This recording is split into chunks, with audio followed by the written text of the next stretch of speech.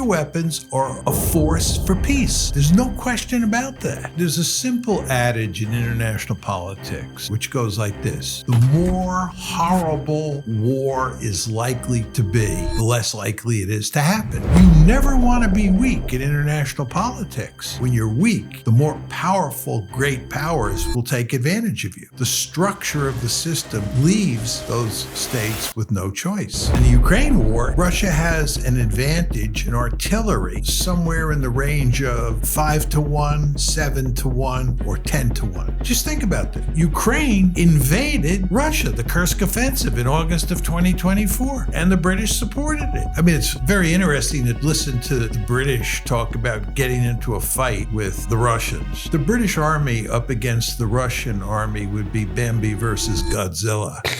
The truth is that the Europeans cannot do much to help the Ukrainians. And the end result is that the Ukrainians are going to lose, and many hundreds of thousands of Ukrainians are going to die. I'm a member of the European Parliament. How should a member of the European Parliament think about the enlargement of the EU? Should I vote for Ukraine joining or for Georgia joining? Well, if I were a European, first of all, I'd go to great lengths to... As European Union, should we sanction Israel for what they did to Gaza and the Palestinians? Absolutely. It's a genocide. The Israeli government and the lobby together get the United States to do whatever they want. We support Israel unconditionally, no matter what. Is it in our interest to support a genocide now? We'd be better off if there were no Israel. The United States is very worried that China is going to expand its influence in East Asia. The Americans are interested in containing China. So big powers cannot be friends. Never. Unfortunately. Tragically. What is more healthy for the world? Is it better to have a lot of big powers, or is it better to have one? See, I think the wars will be fought by not humans in the future. It will be robot armies and drone wars. I think there's no question we're heading in that direction. So we're moving into a danger kind of zone. Oh, I think it's a very dangerous world. What do you advise the everyday person that they are thinking, where should I relocate? What country is more safe? I think... Ladies and gentlemen, my dream came true. I have Professor Mearsheimer in front of me, and I will ask him a lot of questions. You know, I've been listening to you for hours and hours and hours. I think you are probably the biggest learning that I have politically. I read your books, and I'm very excited to sit down and talk to you. This will be a dream becoming true. Thank you very much. I'm glad to be here. You are bored of people being fanboys to you, or you are never bored of this? Never. Never? Okay, I will start with a question. Who are you? Well, I'm John Mearsheimer. I teach at the University of Chicago. I've actually been there for 44 years, and I teach in the political science department. And my main area of expertise is international relations. And I view myself as something of a public intellectual as well as an academic. And I say that because I take my academic work and try and apply it to the real world and try to speak about important issues. So I think in essence, that's who I am. You've been doing this to be a public intellectual since the beginning. When did you shift to speak about this topic, how they apply? No, I think I've been involved in public debates from the very beginning of my academic career. Interestingly, my initial work as a graduate student was on conventional deterrence. Which means? If you have two large armies, and one army is thinking about attacking the other army, when is that army deterred, and when does that army actually go to war?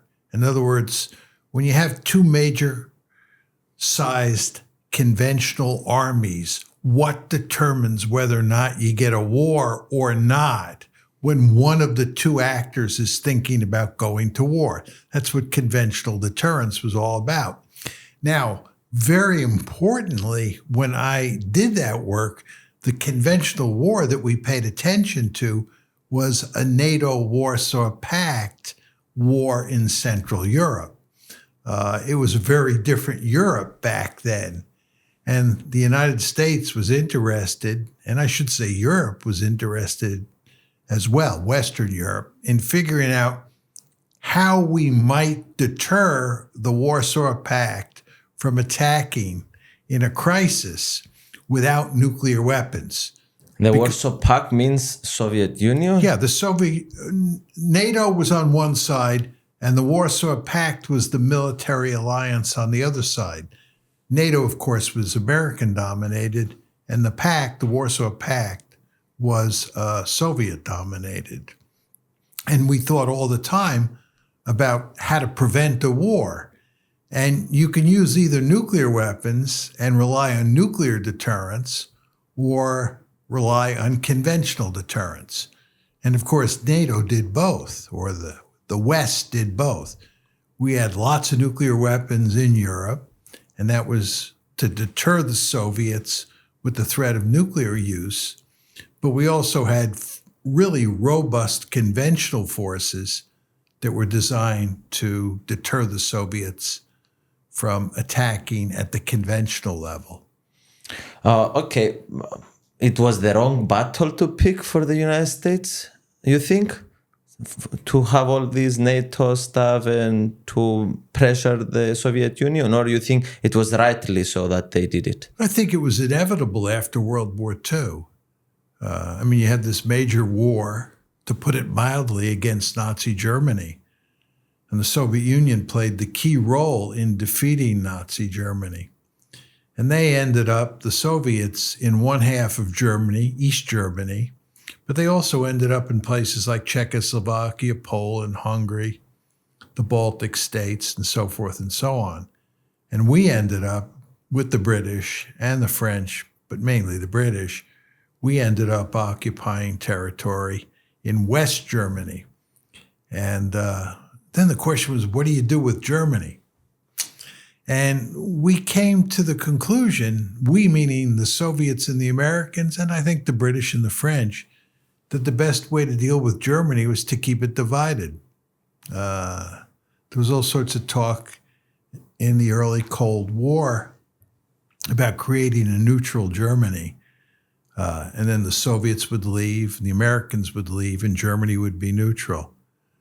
But nobody could really bring themselves to do that after World War II for fear that Germany would remilitarize. So the end result is we, meaning the Americans and the British, stayed on West German soil, and the Soviets stayed on East German soil. And throughout the Cold War, Germany remained divided. In a very important way, that's how we solved the German problem. We cut it in half. The Soviets occupied one side, and the British and the Americans occupied the other side.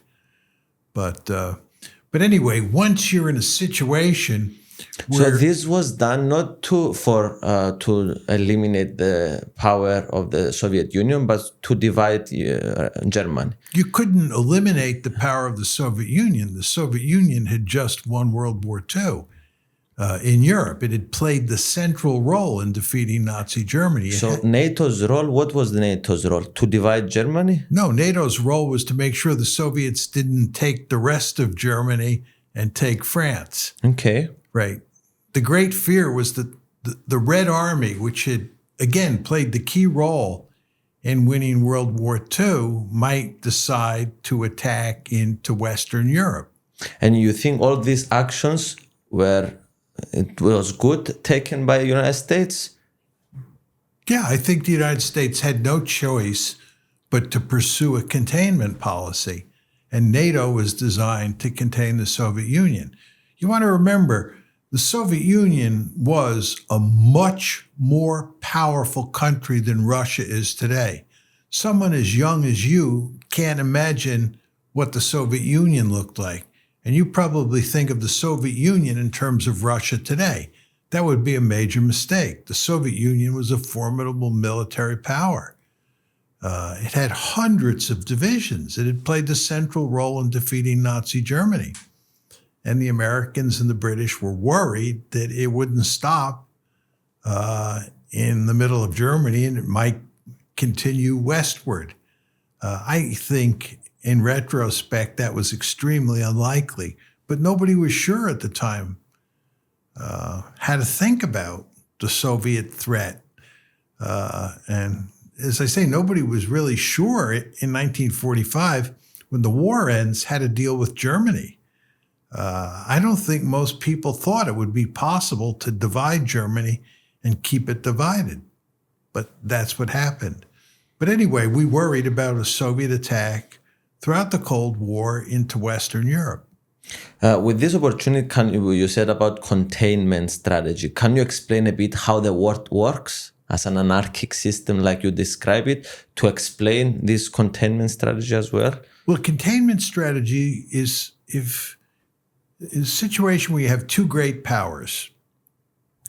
And one, or maybe both of those great powers, is worried that the other might attack other countries or try to expand its influence in meaningful ways. And what you want to do is contain that rival. Meaningful ways, meaning?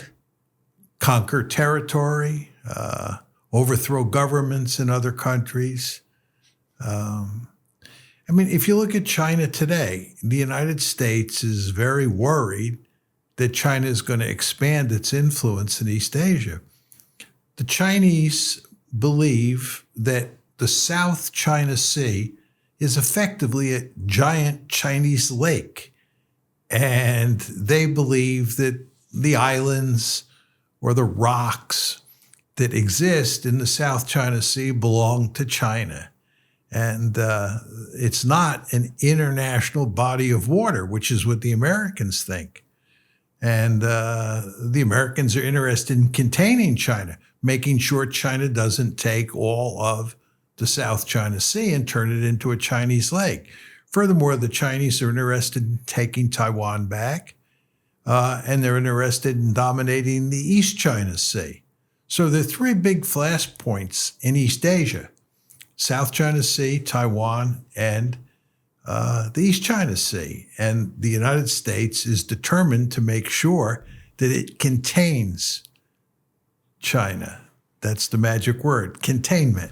The United States doesn't want to start a war with China, doesn't want to invade China, just wants to contain China and keep it at bay. And you do that with conventional forces, that's conventional deterrence. And you do it with nuclear weapons, that's nuclear deterrence. You basically tell the other side that you should understand that if a war breaks out, there's always a possibility that it'll escalate to the nuclear level. And the idea is that that provides a lot of deterrence. So big powers cannot be friends? Never. No. Never? Never. Unfortunately? Unfortunately. Tragically. As you know, the name of my book is The Tragedy of Great Power Politics. The problem you face in international politics is that there is no higher authority that can rescue states if they get into trouble. There's no higher authority. And given that some of the states in the system might not only be very powerful, but they may have malign or bad intentions towards you, you have to ask yourself, how can I defend myself? I can't call on a higher authority to come down and help me. And if I'm a powerful state and you're a more powerful state and I have no higher authority I can turn to, I say to myself, the best way to deal with you is for me to increase my power, to be more powerful than you, because that's the best way to survive in a system where there's no higher authority. Of course, from your point of view, the best situation is one where you're more powerful than me. And if you see me doing anything to increase my power, that's going to make you very nervous. In fact, it's going to make you scared. And you're going to arms race with me. That's what international politics is all about. You know, I argued in the early 2000s, I actually started making this argument in the late 1990s, that if China were to continue rising economically at an impressive rate, that it would not be able to rise peacefully, that the Chinese would be interested in dominating Asia. And my view, as I've stated on countless occasions, is that if I were Chinese, I'd want to dominate East Asia. I don't blame the Chinese at all. You never want to be weak in international politics. The Chinese were once very weak, and the end result was what they call the century of national humiliation. Let's talk about NATO expansion. Bill Clinton decides 1994 that he's going to expand NATO eastward. The Russians are adamantly opposed. In 1999, we have the first wave of expansion. Poland, Hungary, the Czech Republic come in. The Soviets scream, bloody murder. They do not want NATO expansion. We just shove it down their throat. Why do we shove it down their throat? Because they're weak. Same thing happens in 2004.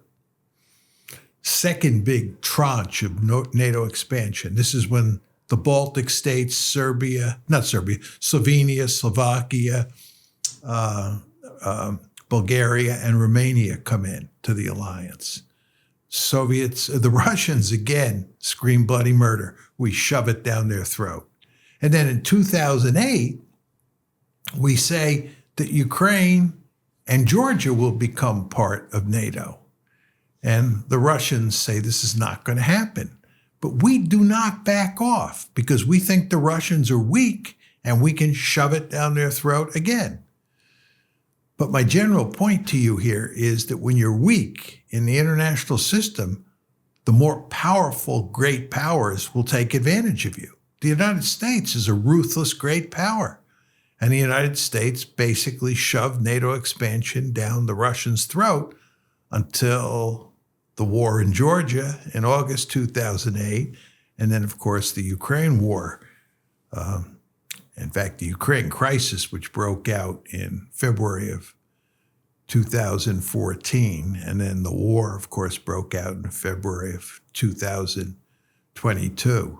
But again, in a system where there's no higher authority and you can't be certain that another state won't attack you, and that might be a very powerful state, you have a vested interest in being as powerful as possible. And every state understands this logic. So you have this intense security competition that takes place. Does this make me happy? No. It's tragic. But it's a situation where the structure of the system leaves those states with no choice. Tragedy of great power politics. I interrupt this program for something very, very important. And I want to tell you that I'm a great public speaker. You can book me to talk about topics like the new era of politics, or I can talk about social media, or because I'm a Navy SEAL, I can talk about discipline and all this stuff. And when I make a speech, guys, I don't want to brag about myself, but people always engage and they remember the speech and they're very excited. So if you are organizing an event, go now to the link in the description and book me as a speaker. Back to the beautiful professor. I love him.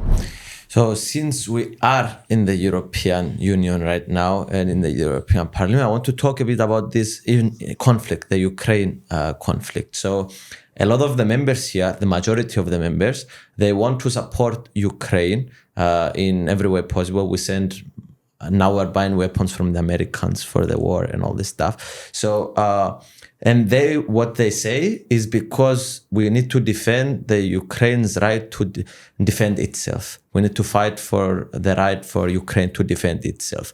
Well, I want you to comment on this. This is exactly what is happening here in this house.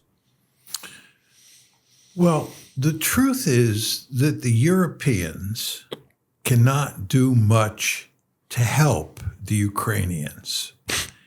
And the end result is that the Ukrainians are going to lose. And I believe many hundreds of thousands of Ukrainians are going to die. It would have been much better if people here in Europe and people in the United States had recognized in February of 2014 that they were flirting with disaster by supporting Ukraine, that Europe and the United States helping Ukraine was not going to allow Ukraine to defeat Russia. Russia was too big, too powerful relative to Ukraine. Ukraine was destined to lose in a long war. So the European leaders here in Brussels and across Europe should have understood a long time ago that it was in Ukraine's interest and in Europe's interest to end the war. And that continuing the war was a prescription for disaster because the Russians are just much more powerful. And the Europeans, first of all, the Europeans are not going to fight and die. The Europeans are perfectly willing to fight to the last Ukrainian, but you don't see anybody from Europe going there to fight. And in terms of giving the Europeans armaments, weapons to fight Russia with, the Europeans and the Americans cannot produce enough weapons to match the number of weapons that the Russians are producing. The Russians have a formidable industrial base. This is why during most of the war, people have argued that Russia has an advantage in artillery somewhere in the range of 5-1, 7-1, or 10-1. Just think about that. This is a war of attrition where both sides are trying to bleed each other white, where artillery is the king of battle. Artillery. Artillery mean weapons. Artillery are big rounds that are shot out of a tube. Okay. Artillery rounds. And artillery is the king of battle in a war of attrition. And the conventional wisdom is throughout most of the war, from February 22nd up to the present, that Russia had an advantage on the order of 5-1, 7-1, or 10-1. You mean people? No, artillery. Artillery. What is artillery? Artillery, those are weapons. The weapons. Weapons, okay. Yeah. Okay, weapons. Particular set of weapons. And in terms of people, I mean, the situation is disastrous now. General Syrskyi said recently, General Syrskyi, of course, is the commander of the Ukrainian forces, but he said recently that Ukraine was outnumbered overall 3-1 up on the front lines. And in certain places, certain critically important places on the battlefield, Ukraine was outnumbered 6-1. And Zelensky recently said that in Pokrovsk, where a big battle is now being fought, that the Russians outnumber the Ukrainians 8-1. This is soldiers we're talking about. And I was talking about artillery before. That's weaponry. And you're talking about huge advantages for the Russians. So the Ukrainians are at a tremendous disadvantage. And the Americans are no longer helping, right? The Americans have shifted the burden to the Europeans. And the Europeans, of course, are perfectly willing to try to continue to support Ukraine. But it's going to be increasingly difficult for the Europeans because they're not going to have monetary help from the United States. And plus, these European economies are all having real problems. So I have a question about, I'm a member of the European Parliament. We vote for enlargement, for example, for Ukraine to join the EU. Like you said, Ukraine shouldn't join NATO. We understand this because it's a threat to Russia. So you are saying that Ukraine doesn't have the right to join NATO, even if they want, because of how the world works, unfortunately. Well, I don't think right is a good word. Okay. You can say they have the right, but the Russians don't think they have the right, and that's what counts. The Russians think that if Ukraine joins NATO, it's a threat to their survival. So it's an absolute no-no. So the question you have to ask yourself is, if you're Ukraine or you're Europe, and you're dealing with a country like Russia that's much bigger than Ukraine, much more formidable, and you're thinking about presenting an existential threat to that country, because that country, Russia, has made it unequivocally clear that Ukraine in NATO is an existential threat. Okay? So the question you want to ask yourself is, do you want to put Russia in a position where it's likely to attack and try to wreck Ukraine? So rights doesn't matter in international politics. This is what you're saying. Most of the time, they don't matter. Unfortunately. And you have to pay very careful attention to what the great powers think. If you live next door to Godzilla, you have to be very careful that you don't anger Godzilla.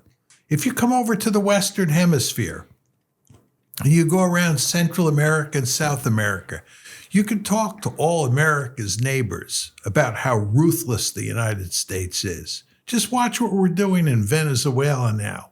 We have inflicted massive punishment on Venezuela with our sanctions. And we're talking about going to war. Cuba, we still have not gotten over Fidel Castro. Fidel Castro came to power in 1959. That's probably about 65 years ago, 66 years ago.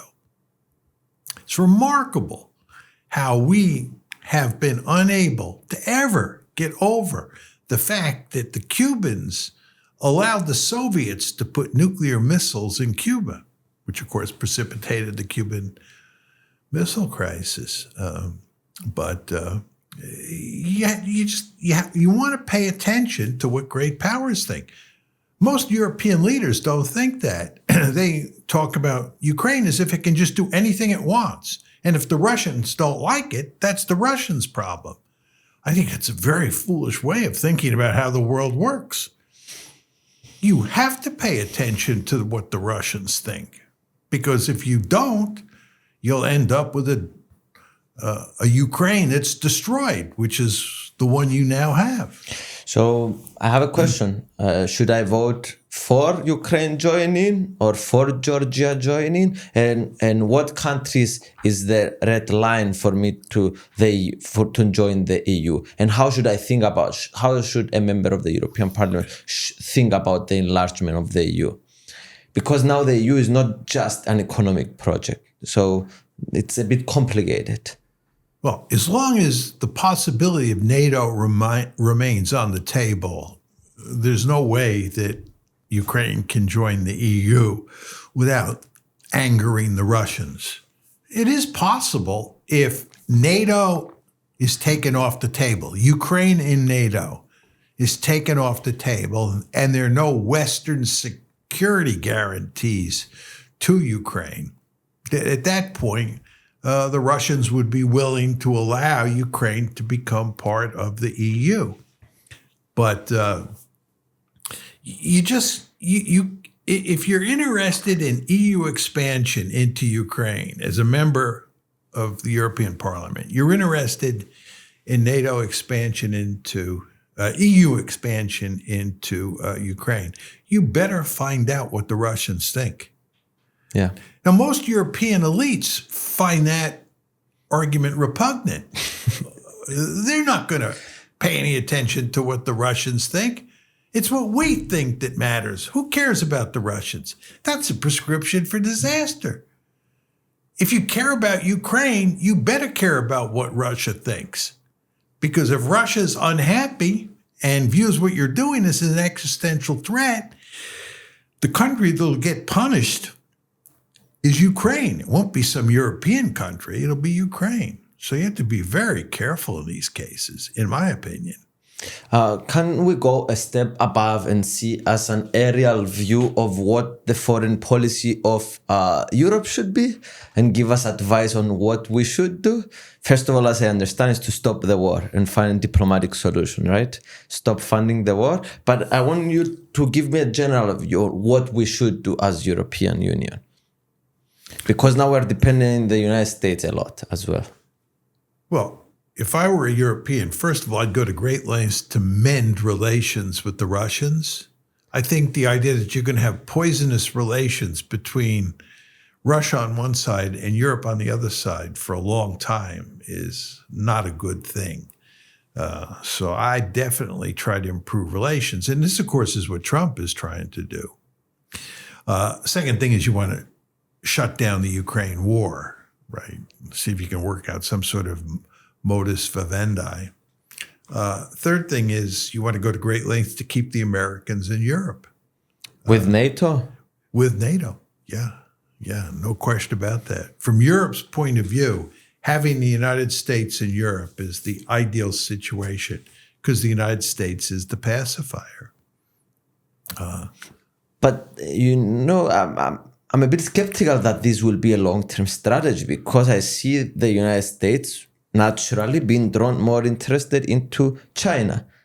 So it will be, if we depend on them, so we need to find some alternative solution as well to start, I don't know, become a bit more powerful ourselves. I don't know.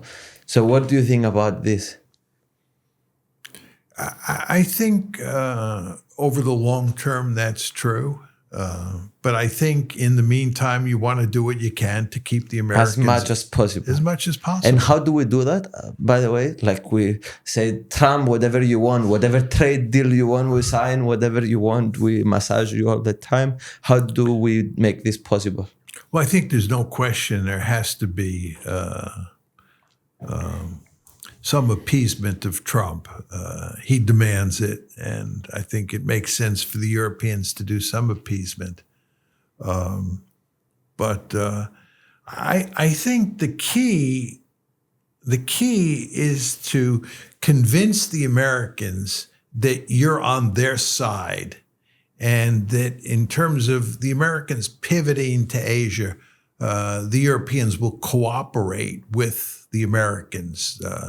And they'll pivot together to Asia. No, you're not going to pivot to Asia. You don't have the military capability. European militaries are remarkably unimpressive.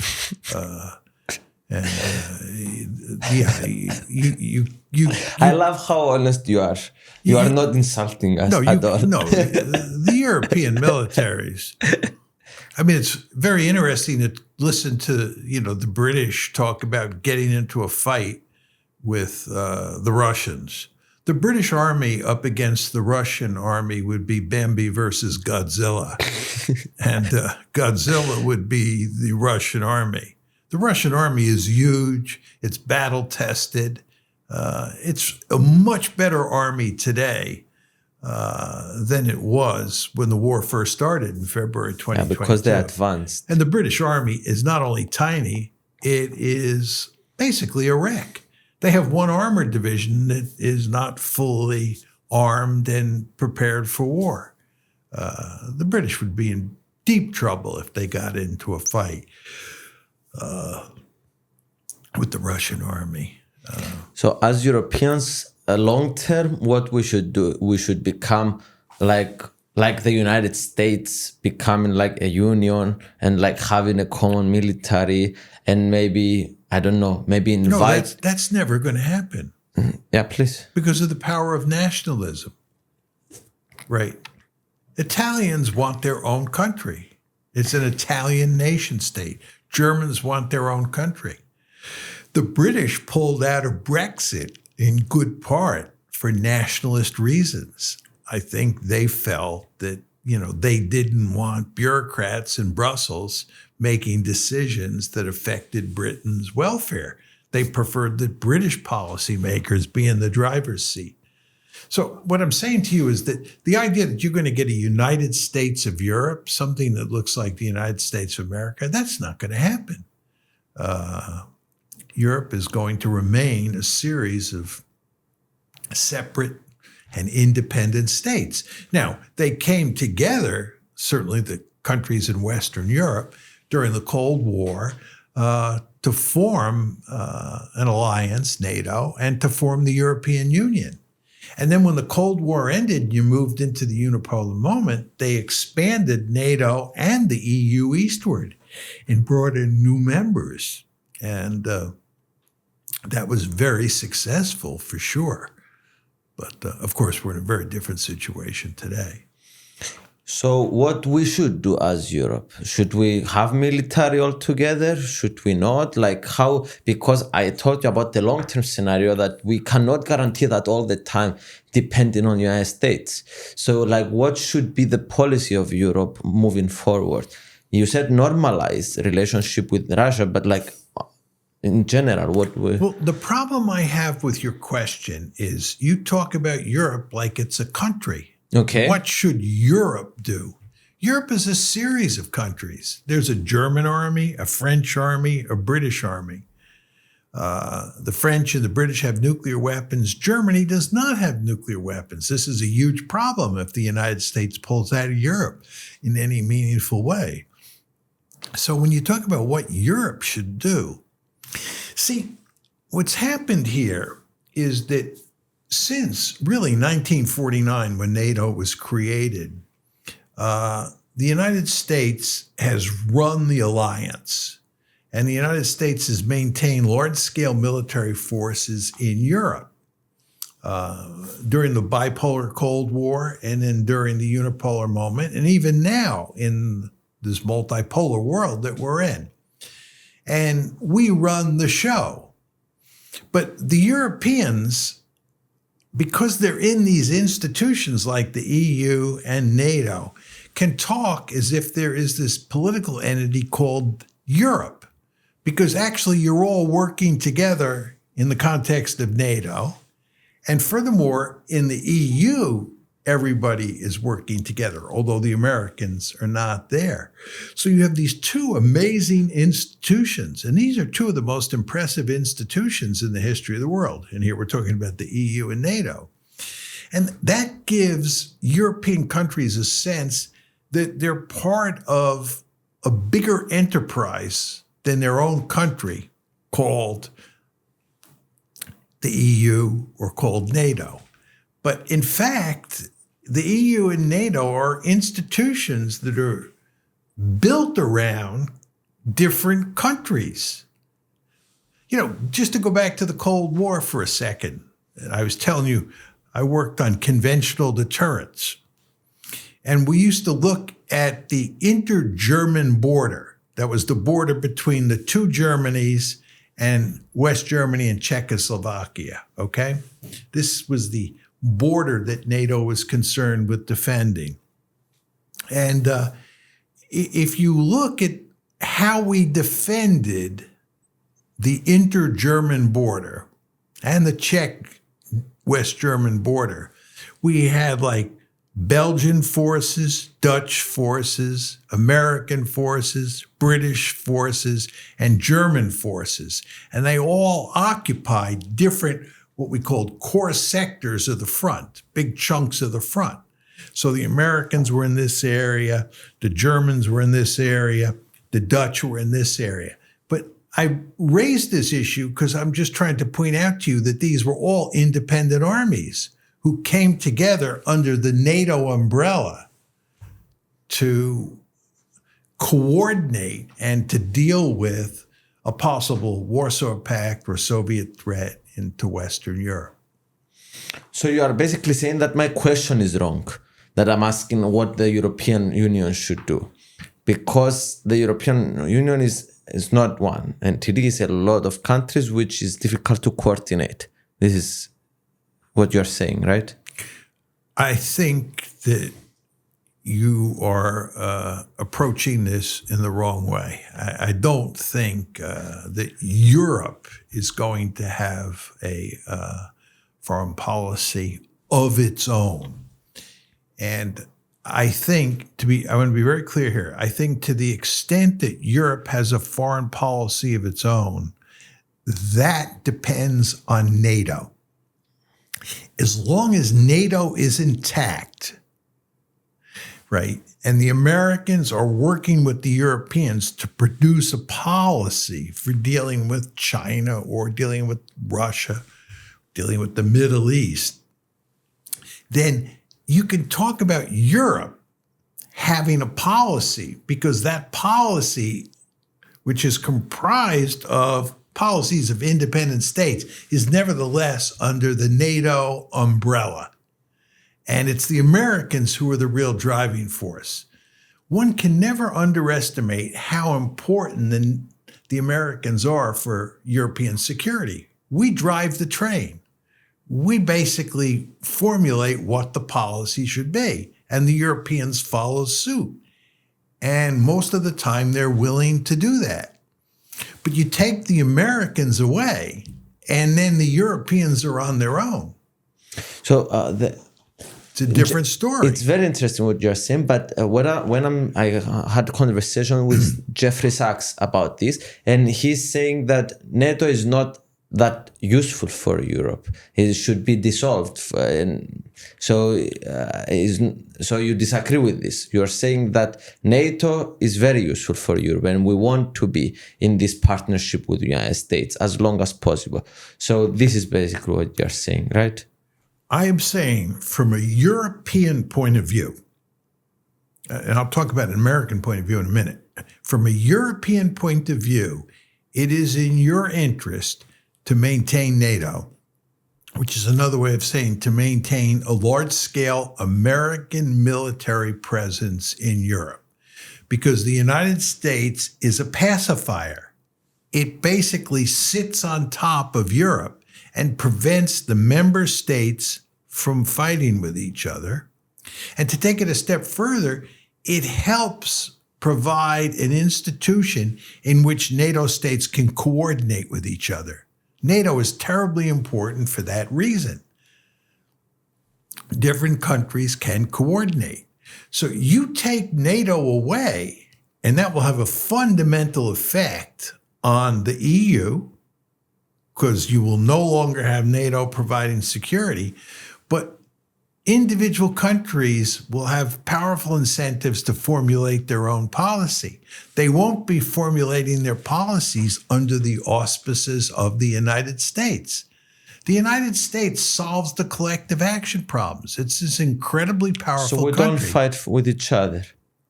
You don't fight with each other because of the American pacifier. That's why European elites don't want NATO to go away. When the Cold War ended, you would have thought that the Americans would go home, as they did after World War I, right? And Eisenhower did want to go home, but we didn't go home. And one of the reasons is that everybody realized that the Americans serve a very useful purpose. Because they're so big and so powerful and so far away, they have to travel all the way across the Atlantic Ocean to get to continental Europe. Because of that, the United States was not a threat to conquer Europe. Europeans didn't have to worry about, oh my God, the United States has to be dealt with because it may conquer one of our countries. The great fear of Europeans was that the Americans would go home.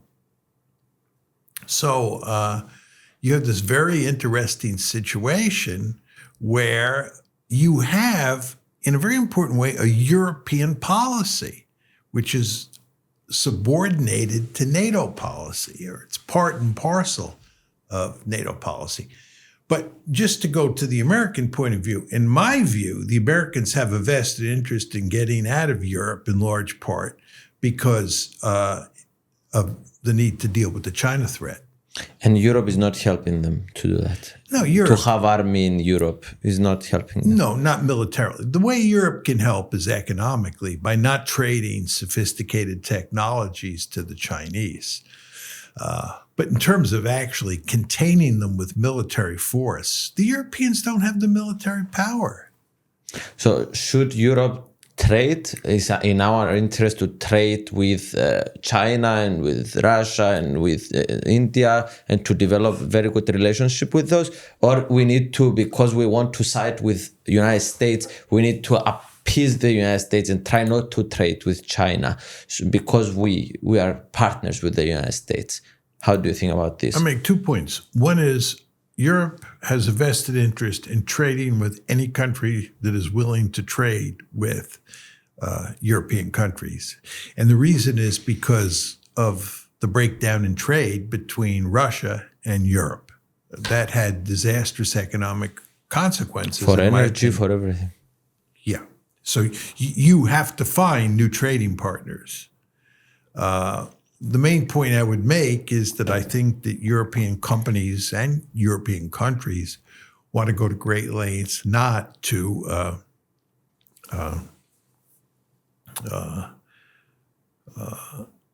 trade sophisticated technologies with the Chinese. Because that will make the Americans angry. Yeah. So we want to be, like you said, with Russia, we need to be careful of the big powers, what is their interest, and not to make them mad. This is like a good foreign policy strategy. Don't make mad the big guys. Yeah. I would argue, yes, in the American case, right, you want to, I think it's in Europe's interest to do everything possible to keep the American pacifier in Europe. And that means keeping NATO intact. And that means working with the Americans vis-a-vis China.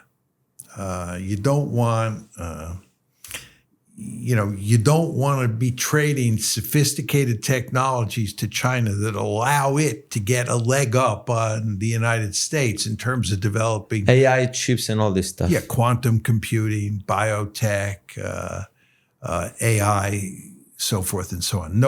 Those sophisticated technologies. There's no question that the United States and China are involved in an intense competition to develop cutting-edge technologies. Most trade between the United States and China will continue, right? It's not like this security competition is going to cause a great reduction in trade. I don't think that's going to happen. I think there'll be a lot of trade between the United States and China, between China's neighbors and China, between Europe and China. And I think that's in your interest. And do you think that's in interest of the United States? Yes, that's fine. The problem is sophisticated or cutting-edge technologies. That's if you just sort of look at U.S.-China economic relations, it's not trade per se. Right? It's not, Christmas toys or clothing. What really spooks the Americans is how sophisticated the Chinese are at developing all these cutting-edge technologies that will give them an economic leg up over us. Okay, because we're talking about the two big powers, and in your book, it was very strange to hear, but you said that sometimes nuclear weapons are good because the other country is afraid, and both of them are afraid, and they're not going to attack each other. So can you explain a bit and elaborate about the future of this world and the nuclear weapons? Well, there's a simple adage in international politics which goes like this: the more horrible war is likely to be, the less likely it is to happen.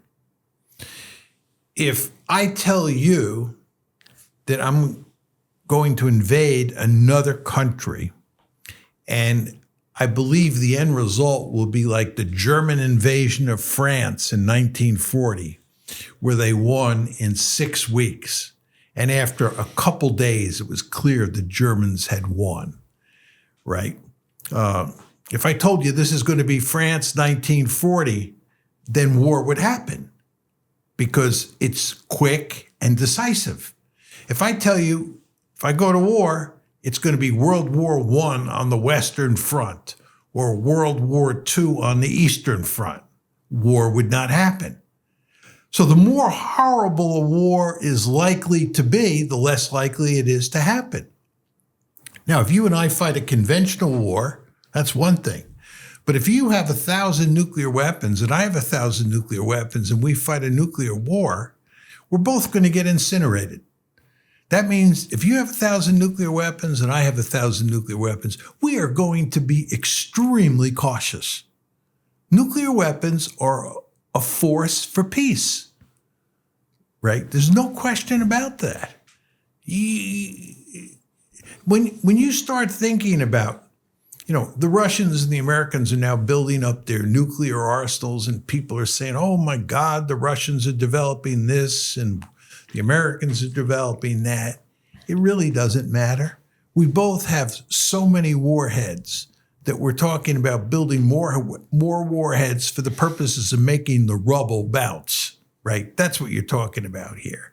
You only need a handful of nuclear warheads to destroy the major cities in the United States or the major cities in Russia.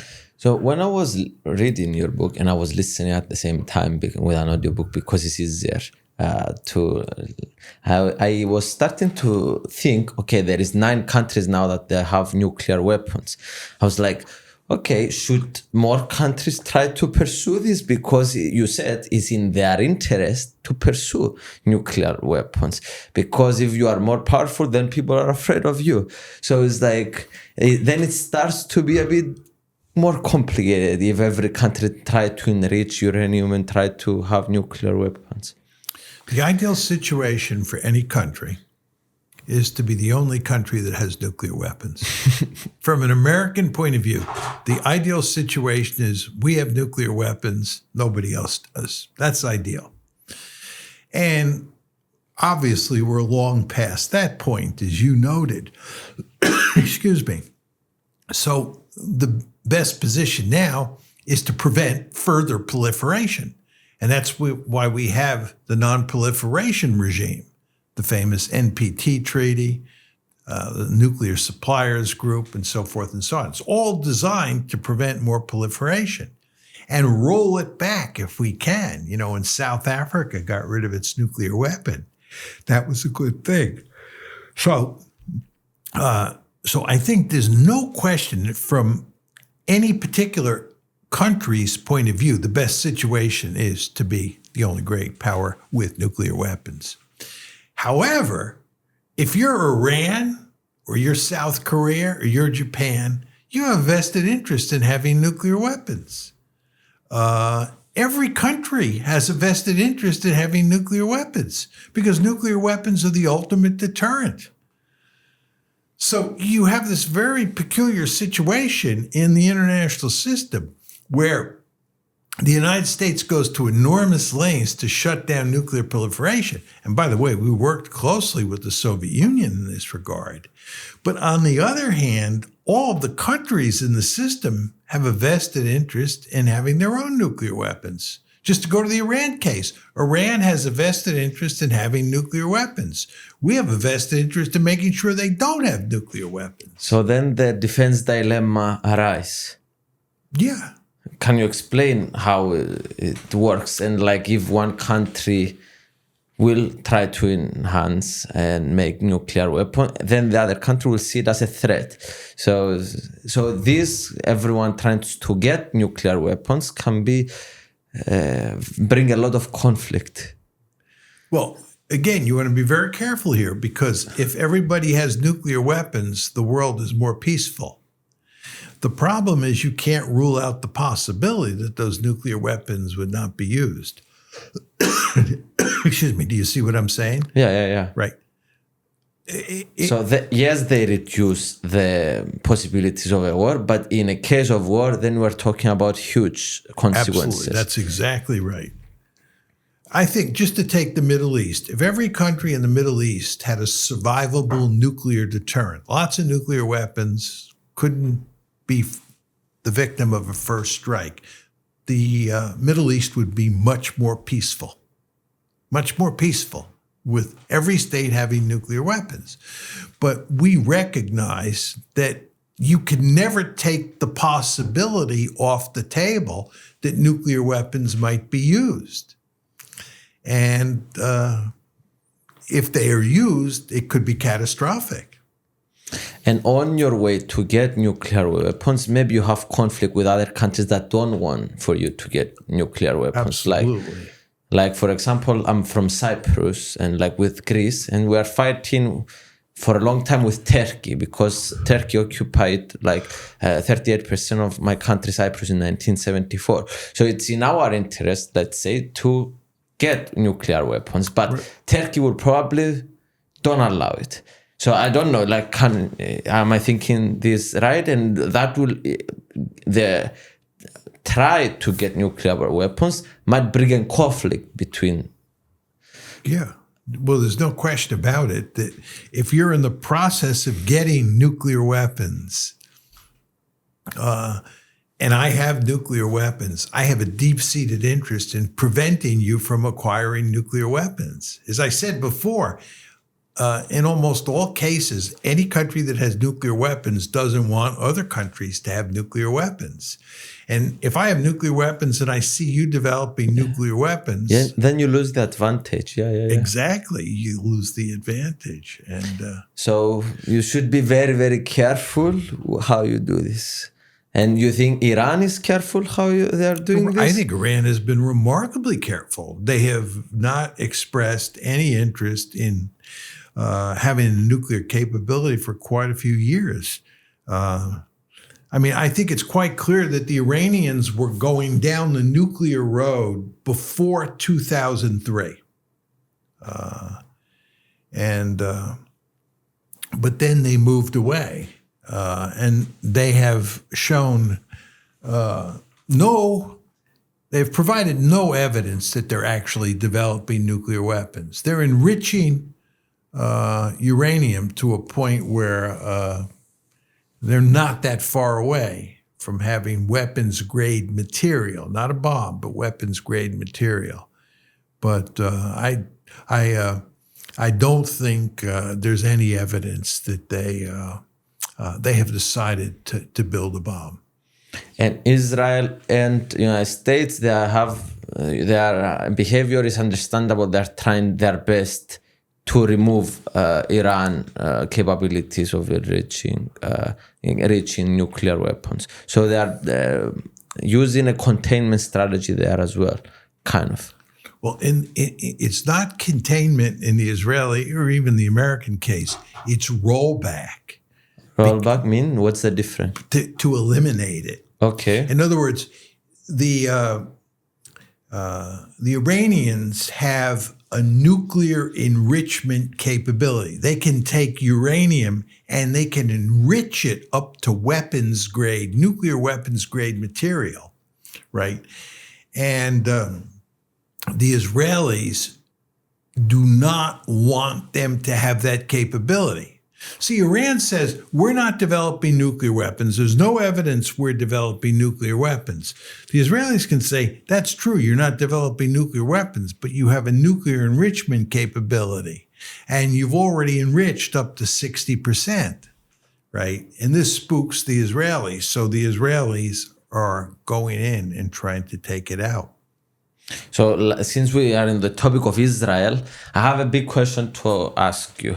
So someone came on the podcast here, Dimitris Laskar is his name, and he said that it's not Israel that controls the foreign policy sometimes of United States, is the other, like you described, is the other way. United States fully control the foreign policy of Israel. So can you explain which one is? Well, as you know, in the United States, we have something called the Israel lobby. These are powerful institutions and powerful individuals who go to enormous lengths to influence Congress, to influence the media, to influence academia in terms of how they think about Israel. If the United States was using Israel for its own selfish interests, why do you need a lobby? Why would you need a lobby? You only need a lobby because it's not in America's interests to have Israel behave the way it does. The lobby is there to protect Israel. Do you see what I'm saying? Yes, but it doesn't mean that if you have a lobby, maybe it's not as powerful. You have a lobby for Israel to control the United States, the attempt, but ultimately maybe United States is controlling Israel. So just having a lobby is not the reason why. No, but the Israel lobby, which is remarkably powerful, works hand in hand with the Israeli government. And the Israeli government and the lobby together get the United States to do whatever they want. We support Israel unconditionally, no matter what, right? And it's because of the power of the lobby and the president and the power of Israel, right? Those two things working together. But if you took the lobby away, there's no lobby, we'd have a fundamentally different foreign policy. So you are saying that is 100% not the United States, that Israel controls the United States.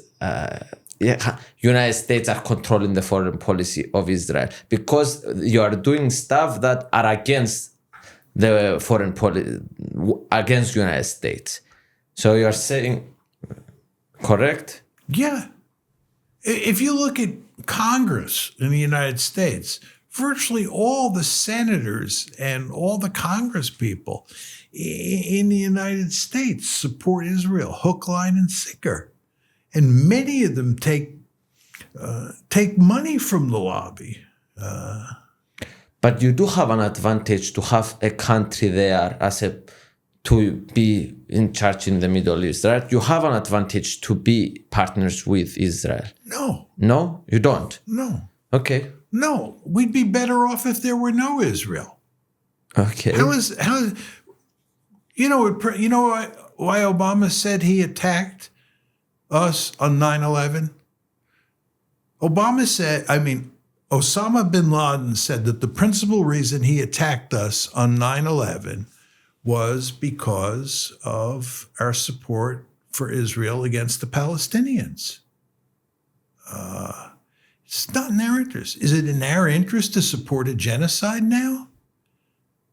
I don't think it's in our interest to support a genocide. We have terrible relations with Iran. Why do we have terrible relations with Iran? Because of Israel.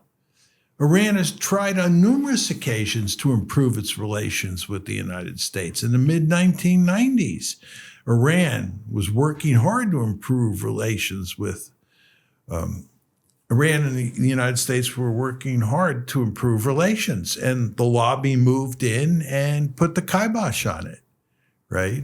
It was Bill Clinton who was president at the time. And the Iranians approached him and the Israelis moved in. It's not in their strategic interest to support Israel. That's why you need a lobby. You wouldn't, if it was in our strategic interest to support Israel, if Israel was our attack dog and they did whatever we wanted, why would we need a lobby? Why would we need this incredibly powerful lobby going up to Capitol Hill and basically bribing all these congressmen and congresswomen? So that's the mechanism. They are paying for their campaigns and bribing them under the table, stuff that we don't know. And this is how they are voting for this stuff, and that's how they control. This is the mechanism. Yeah. Because, by the way, it's not only that you get money. Let's say that you're going to run for Congress or you're a sitting congressman and you're not, making or pulling in enough money. AIPAC will give you money, or some element of AIPAC will give you money, and that will help you. For your campaign. For the campaign. But the other thing that happens is let's assume that you're a congressman and you decide that you've had it with Israel and you're going to get on the House floor and you're going to criticize Israel. What's going to happen is Israel's going to find a candidate to run against you, give huge amounts of money to that candidate, and then you're going to be defeated. That's how they're so powerful. They're so powerful. Just look what happened at the campus protests. In the spring of 2024, when the genocide was really picking up steam, we had these massive protests that included many Jewish students on campuses like Harvard, Columbia, Chicago, Stanford, you name it. Today, you don't see a single protest on a college campus in the United States. Not a single protest. Why is that? It's because of the lobby. Rich donors. I like the philosophical conversation to have appliance as well. That's one of the reasons why I love to have you here, because I want to ask you exactly how should I vote sometimes. So there is a thing that we're as European Union, should we sanction Israel for what they did to Gaza and the Palestinians? Absolutely. It's a genocide. So we should vote for any possible sanction, even if we damage relationship. We should vote. You want to damage relations with a country that's committing genocide.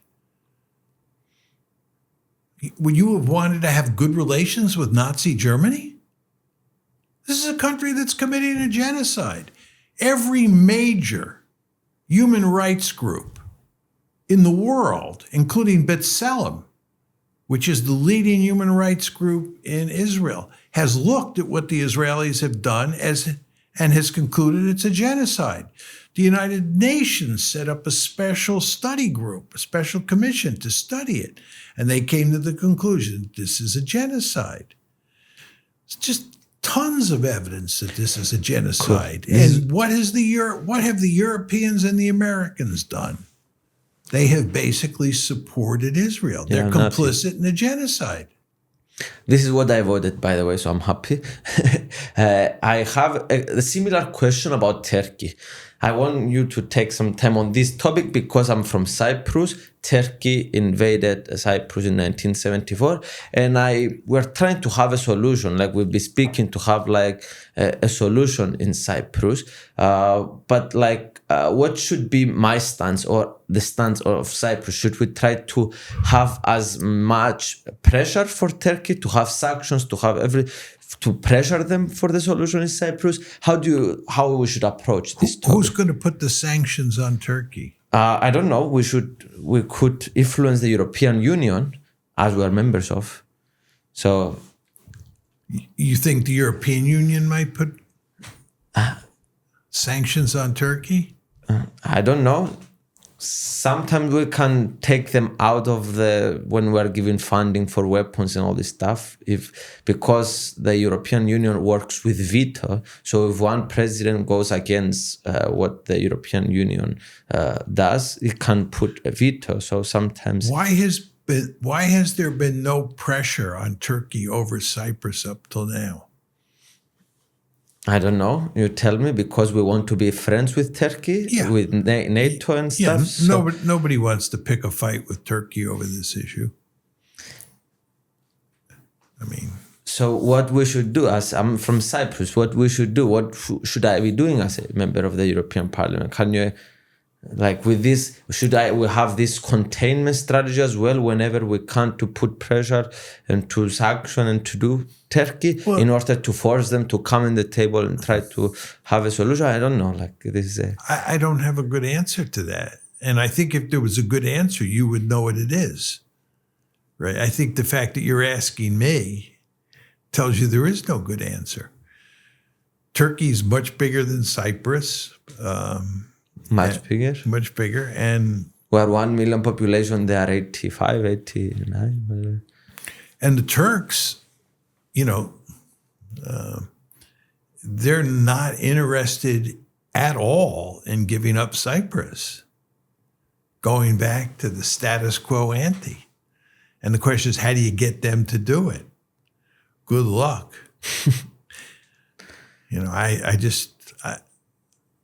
I've not studied the issue carefully, but I don't see a solution here. Do you? Hopefully, I hope for the best. Yeah, I understand that, but... So you don't think that... But we should try to do as much as possible with our part inside the European Union to pressure Turkey for this. This is what we should do, right? Or we should give up? What should we do? I don't know enough about that case to really have a firm example. I think that I think it's just one of those thorny problems that there's just kind of no solution to. It's almost like Taiwan. What's the solution to Taiwan? The Taiwan problem. What's the solution? The Chinese view it as sacred territory, and they absolutely want it back. And it also has some strategic value to China. But the fact that it's sacred territory and was taken by the Japanese in 1895, this drives them crazy. Okay, so I understand their point of view. Then there's the other side. This is the Jewish. Forget that. My brain slipped out of gear. What were we talking about here? We were talking about Cyprus and Turkey. Cyprus and Turkey. And you said that is similar to Taiwan conflict. That is very difficult case. Yeah, very. It's sorry, I got sidetracked there. It's like Taiwan. The Chinese want Taiwan back. It's sacred territory, and the Americans want Taiwan to remain basically a quasi-independent country. Because they think it's of enormous strategic value, and they also think that Taiwan is a democracy and China's not, and they don't want to see Taiwan become part of China. And also chips are produced on Taiwan. But most importantly, Taiwan is a very important strategic asset for the United States. And so how do you square that problem, right? And I was going to say just about going to Gaza, and going to the West Bank and the whole Palestinian problem. This is what I was thinking of when my brain slipped out of gear. The Israeli Jews want a one-state solution. They want a Jewish state between the river and the sea. Hamas and most Palestinians want a one-state solution. They want a unified Palestinian state between the river and the sea. How do you square that circle? How do you, what's the solution to that? People say a two-state solution, you just cut it in half. Maybe, but the Palestinians, at least Hamas, doesn't want a two-state solution. The Israeli Jews don't want a two-state solution. Both sides want a one-state solution on the same piece of land. How do you solve that problem? How do you solve Cyprus? Do you really think the Turks are going to leave Cyprus? You think the Turks will leave Cyprus? Well, in 2004, it was they were trying to solve the problem, and it was a voting thing, and the Greeks voted to not. So it was attempts. So maybe if they still have, in a way, some influence because they will have Turkish Cypriots in the island as well, it could. But also they have it as a problem always, the Turkey, when they come to do stuff with Europe, and when they want to, they have it as they find it always in front of them. So maybe it will be in their interest at some point to, or maybe the balances will change, or they will different things. So I don't know. But you are pessimistic about this, as I am. Well, I think nobody even talks about Cyprus these days. You do because you're from Cyprus, and I fully understand that, and I appreciate your position. But most people don't talk about Cyprus because they can't see a solution.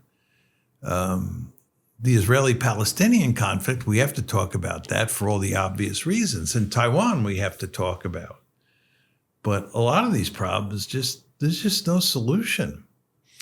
Can we talk a bit about the military part of things? Can you explain me, in a nutshell, what a country, like a power, as I understood in your book, you measure people and money, and this is how you measure power. Can you explain me a bit about this topic, please? Well, my argument is that when you look at the balance of power in the world, it's military power.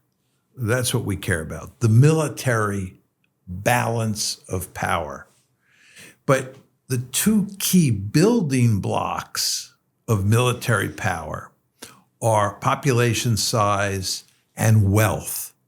You want to have a lot of people, and you want to be really rich. This is why the United States is such a formidable country. It's why China is now a peer competitor of the United States. Both these countries have a lot of people, although China has more than 4 times as many people as the United States.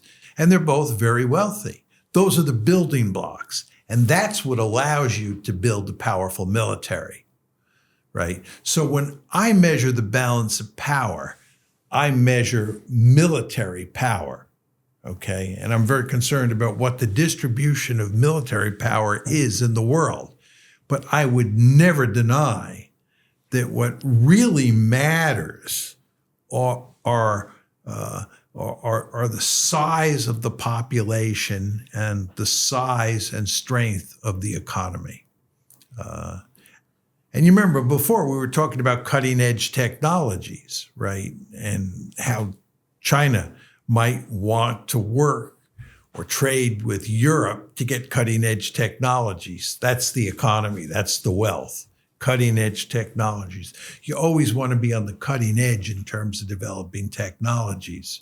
And of course, you want a large population as well. And that's what allows you to build military might. So we have China, we have United States, and then we have Russia. And then can you kind of put them in order in a bit of how, and in the future, when you think, where you think will be a shift, maybe Africa will be? Well, Africa is not a country. It's like talking about Europe. Okay. Right? You can't talk about Europe as a country.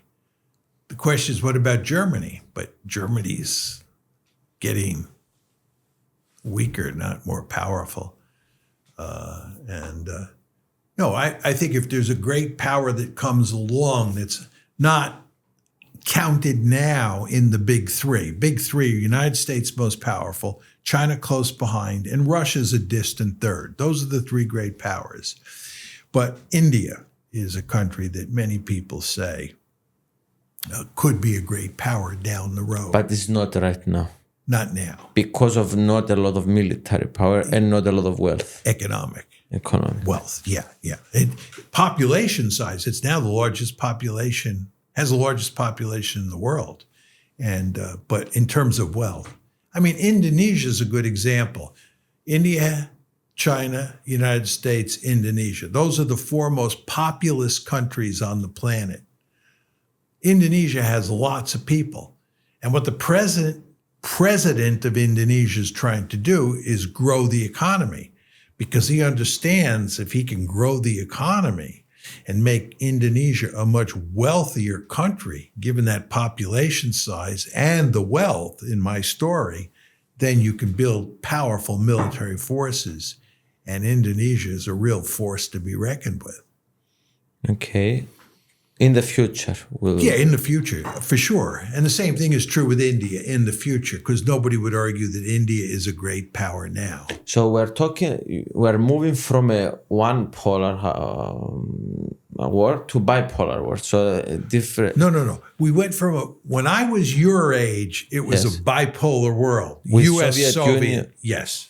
And now we're moving to. And then we went to a unipolar world. United States only. Only. Because remember, the Soviet Union collapses. It makes perfect sense if you think about it. After World War II, getting back to our earlier discussion on how powerful the Red Army was, how powerful Soviet Union was, and of course the United States contained it. So there was that bipolar Cold War, two superpowers. The Soviet Union goes down the toilet bowl. December 1991, no more Soviet Union, right? And you then move into the unipolar moment. The United States is the only great power on the planet. By 2017, you have three great powers. United States most powerful, China right behind, and then Russia a distant third. So bipolarity to unipolarity to multipolarity. What is more healthy for the world? Is it better to have a lot of big powers, or is it better to have one?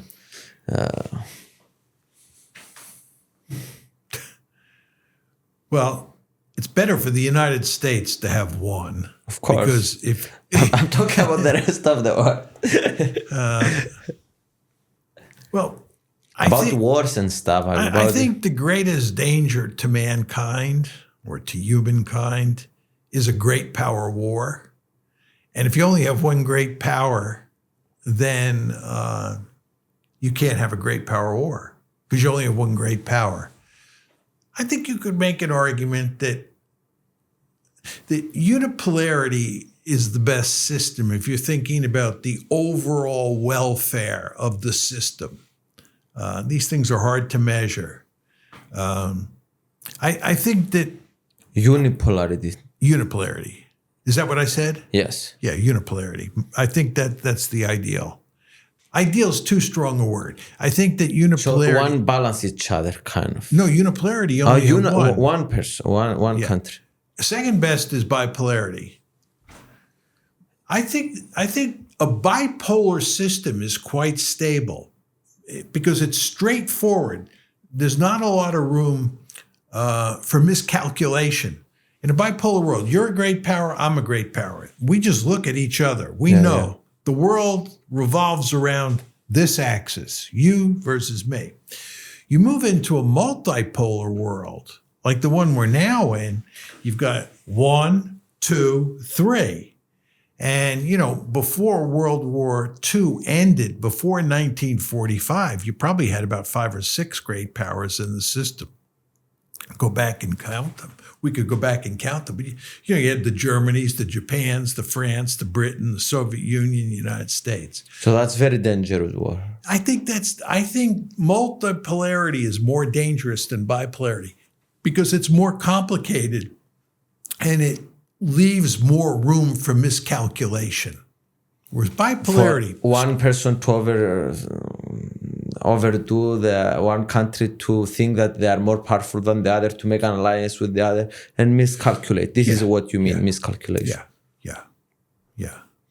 So moving into the world, you see we're going to enter, we're multipolar now with Russia and all this stuff. So we're moving into a danger kind of zone. Oh, I think it's a very dangerous world. I mean, first of all, so you are optimistic about the future, or you think we're going to be in wars and big conflict very soon? We are already, but do you think it will get worse? I don't know for sure what will happen. But you predict very well some wars, so we trust you.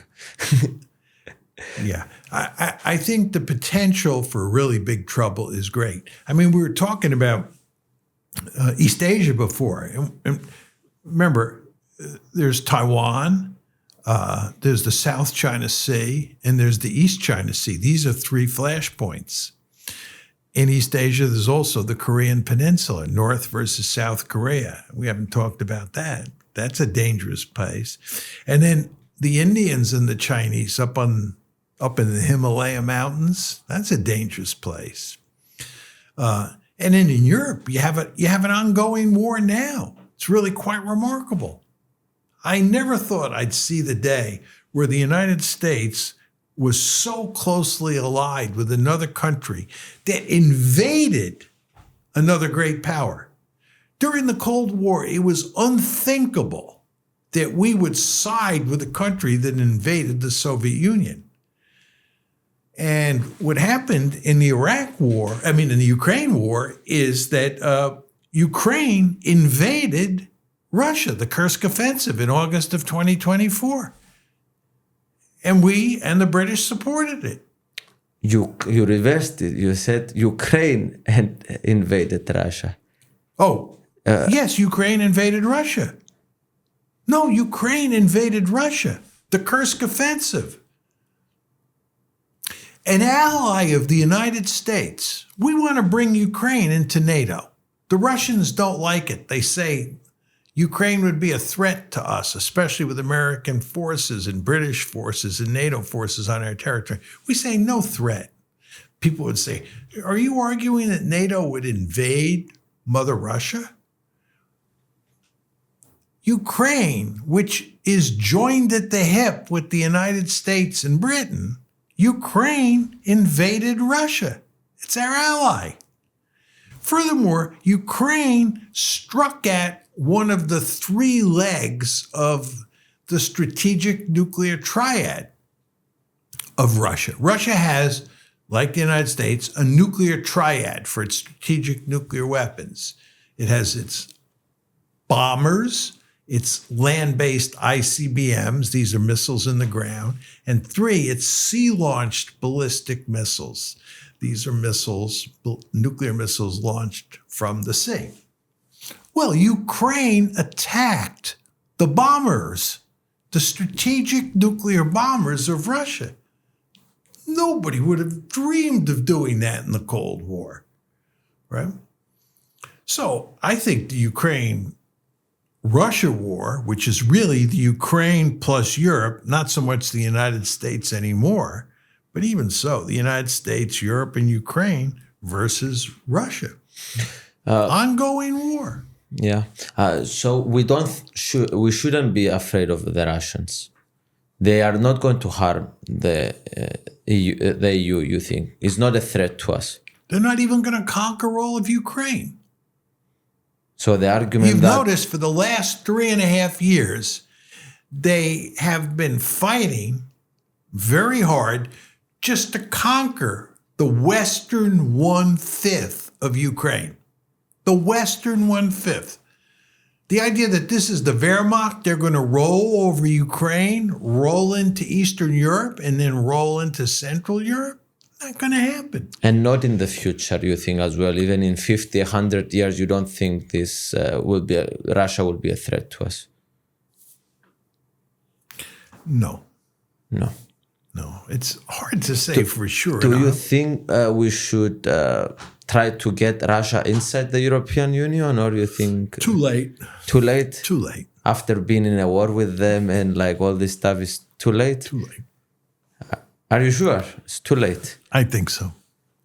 Because of our position, also just the Russophobia. Hatred of Russia is so deep in the West, especially in places like the European Parliament. Yeah. But in an ideal world, if we don't have what we are discussing in an now, ideal world, you should have excellent relations with Russia. You should have never pushed to expand NATO into Ukraine. It was a remarkably we foolish pushed the Europeans or in the United States? Oh, the United States, but you went along. Okay. Yeah, and the more time went on, the more enthusiastic you became. You're now much more enthusiastic about now the United States wants to stop this, and now we want to continue. Yes. No, but and we fund it. I want to correct myself. I'd agree with what you said. It was the United States that played the principal role in driving the alliance, the NATO alliance, to bring Ukraine in. And you want to remember, just very quickly, at I guess it was the April 3rd, 2008, April 2008 NATO meeting in Bucharest, both Nicolas Sarkozy, who was the French president, and Angela Merkel, who was the German chancellor, were adamantly opposed to George W. Bush's idea of bringing Ukraine and Georgia into NATO. They said this is going to lead to no ending trouble. Angela Merkel has since said that she opposed it at Bucharest, April 2008, because she understood, just think of these words, she understood that Putin would interpret it as a declaration of war. Truly remarkable. But the United States insisted, and we started that train down the railroad tracks, and it just keeps going and going and going. And that was a very wrong move, you think, for the United States, because this pushes the third biggest power to China's hands. That's part of it, yeah. It does two things. One is that by expanding NATO into Ukraine and getting this war going, and then not shutting it down immediately, we, number one, push Russia into the arms of the Chinese. That was your point. Agree completely. We push the Russians into the arms of the Chinese. But furthermore, we get bogged down in Ukraine, so we can't pivot to Asia.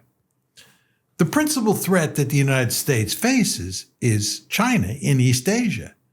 And we, don't tell anybody who said this, we have not done a good job of building up our forces in East Asia to contain China. So you didn't do, as the United States didn't do a good job. We've not done a good job. Because you are focused more in Europe. And the Middle East because of the Israel lobby. There are three areas of the world that really matter to the United States: East Asia, Europe, and the Persian Gulf. Oil, great powers in East Asia, great powers in Europe, okay? Historically, Europe has been the most important area of the world for the United States. That's all changed. East Asia is now the most important area of the world for the United States because that's where China is. That's where the peer competitor is. Russia, not a threat to dominate Europe, right? There's no real threat in the Middle East, but yet we're pinned down in the Middle East because we're joined at the hip with Israel, and we're pinned down in Ukraine. So we can't fully pivot to East Asia. You know why I'm angry now? Because these are millions of people, that are hundreds of thousands of people that are dying in both of the Absolutely. wars. And it's not even in the United States' interest. So it's crazy. Absolutely. It's crazy. Absolutely. So a lot of people are started worrying now, what you're saying, that are watching, about the future, that we're going to get into more conflicts like you described. It's probably, as I understand, almost inevitable that we're going to be in more conflicts. So what do you advise the everyday person that they are thinking, where should I relocate? What country is more safe? So I'm serious, like, because you understand international politics, where you think is more safe for people to live? I don't know. I don't know that. That's a really good question. It's sort of like, a number of my friends anticipate a financial crisis in the United States. So much debt, so much uncertainty. They're really worried. But let's assume that you think that there's big economic trouble coming in the United States and in the international economy. Where do you put your assets? There's no good answer. Nobody knows what to do. And there's no safe harbor, as they say, or at least there does not appear to be a safe harbor. Some people say you should buy gold. Others say no. But you're asking me a different question. Where should you move to? And I'm not sure there's a good answer to that. I think because there is so much uncertainty. Tremendous uncertainty. Let me put it slightly differently. I think there's tremendous potential for trouble, okay? And it's not that I disagree with your use of the word uncertainty. I think it's potential for trouble married to uncertainty, married to the fact that there's just a lot of different scenarios. I like to talk about Ukraine and what might happen when the Ukraine war finally ends and you have a cold peace, not a meaningful peace agreement, but a cold peace. You want to remember that there are a number of really dangerous flashpoints in the vicinity of Ukraine. For example, the Arctic, right? The Baltic Sea, Kaliningrad, Belarus, Moldova, the Black Sea. There's just lots of ways you could have trouble in Europe. And then we were talking about, the different scenarios in East Asia and India, right? You remember that India has a problem up in the Himalayas. That's the border with China. Border with China, right. Furthermore, India and Pakistan got into a shooting match in the spring of 2025, this year. Remember that? And the Chinese came in on the side of the Pakistanis. So you see the Indians and the Chinese there, vis-a-vis Pakistan because of the Kashmir problem. And you see what happened up in the Himalayas, the border issue. And furthermore, the Indians will tell you now that they're very worried about the Chinese Navy coming through the Indian Ocean, right? The Chinese, you want to understand, are not only interested in dominating East Asia, they're building a blue water navy that can come out of the South China Sea through the Straits of Malacca into the Indian Ocean to go to the Persian Gulf. Well, the Indian Ocean, that matters to the Indians greatly. So the Indians see potential trouble in the Himalayas, potential trouble with Pakistan, and potential trouble in the Indian Ocean, right? Indian Ocean, Pakistan, and up in the Himalayas. And then there's Europe, as I talked about. And then there's the Middle East, the Israelis. They're back to bombing Lebanon. Touch every part of the world close. Yeah, the Israelis are back to bombing Lebanon. They've been bombing it for months now, but they're really pounding Lebanon now. Hezbollah said it's going to rearm. Syria's a mess. Iran, the Israelis are talking about going back and doing Iran. They'll try and take us with them. You had a genocide in Gaza. There's a pause now on the genocide, but the Israelis are still cleansing the West Bank. Just so many. Also, United States with Maduro as well. Yes, fighting. exactly. Right. And Maduro's, they'd like to get Castro, and they'd like to take care of Nicaragua as well, right? Yeah, that's right. So a lot everywhere in the world there is potential conflict and potential. Yeah, it's really quite amazing if you think about it. I mean, just Middle East, Europe, East Asia. I want to put a question because I don't know if you see, as a young person moving into this world of artificial intelligence, of technology, of advancement in this rapid stage, do you think the world will be the same after the AI revolution and after in 20 years, countries will be the same, the world will be the same, or do you think it could change fundamentally even I don't know, maybe sometimes I trust more the AI to take decisions than the government of EU. So yeah, maybe the artificial intelligence will rule in the future, and then we'll harmonize stuff. I don't know. Do you think this is woohoo scenarios? This is bullshit thoughts? Well, when you talk to people who know a lot about AI, a number of the smartest people say, we don't know where this one is going. It's just, they're feeling their way around in the dark. It's hard to say. So I don't know how to answer that question. It's not that I haven't thought about it. So maybe the optimistic side can come from this way.